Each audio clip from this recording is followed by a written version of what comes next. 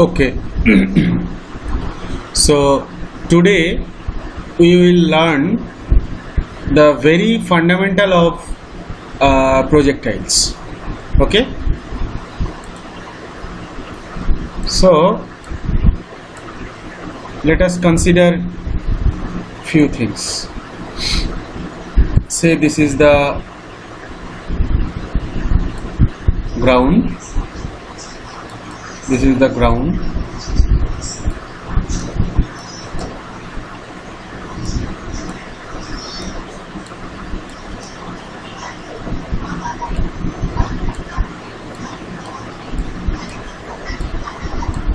Okay. So one object is thrown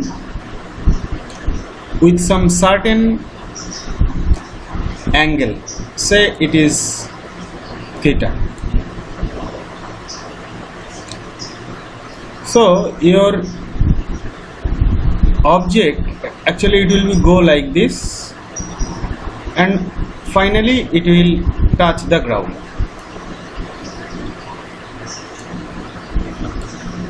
So it is very simple that some component, say this velocity is u. So it is obvious that some component of this velocity will take the object up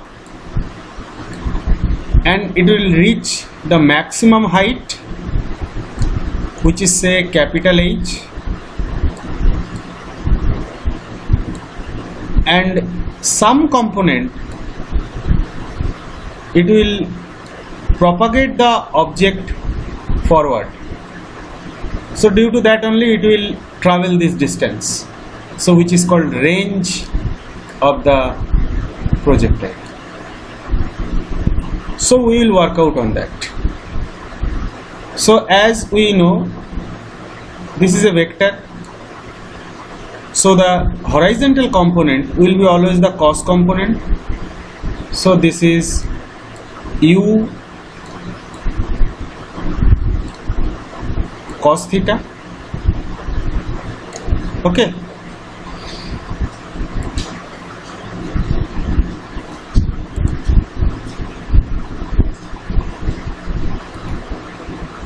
So let us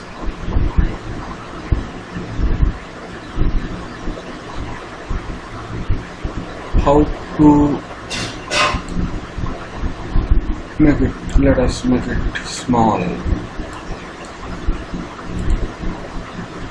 Okay, so this is the u, so this part is u cos theta. So this is u cos theta, and the vertical component, that is u sin theta. Okay. So this u sin theta will take the object upward, and this u cos theta it will take the object forward, which will be helpful to propagate the object. Okay. So now let us consider at the time of throwing it is going up and it is reaching maximum height. That time is t.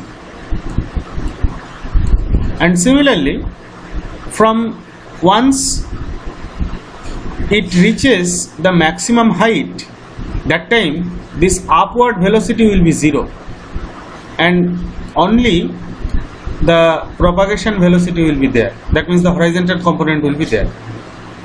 Similarly again it will come and touch the ground. So the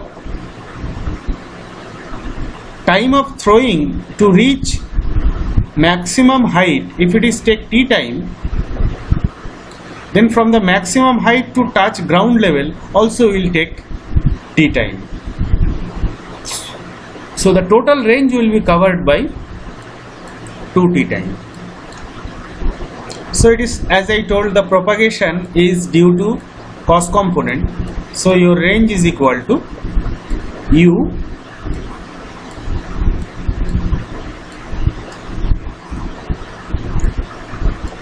u cos theta into 2t. Okay. Now we need to find out what is h. So what formula we will use? That h is equal to ut. Here u is the upward velocity, which is u sin theta. Okay, ut minus half gt square. Okay, or otherwise we can say here, from here that velocity is 0. Okay, that velocity is 0. Or we can use another formula if we don't want to use that time. So v square is equal to u square minus 2gh. So as I told, at this point this velocity will become 0. So my u square is equal to 2gh. What is u square? U square is basically u sin theta. So that is u square sin square theta is equal to 2gh. Okay. Okay.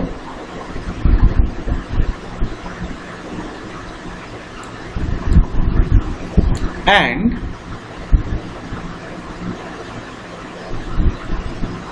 as after t time the velocity, the upward velocity become 0, so we can use v is equal to u minus gt. So this v is 0, so your t is equal to u, here u means u sin theta by g. Now if I replace this t everywhere, now I got the value of t. Now anywhere I can substitute the value of t. So let us now substitute the value of t here. So this is u cos theta into 2.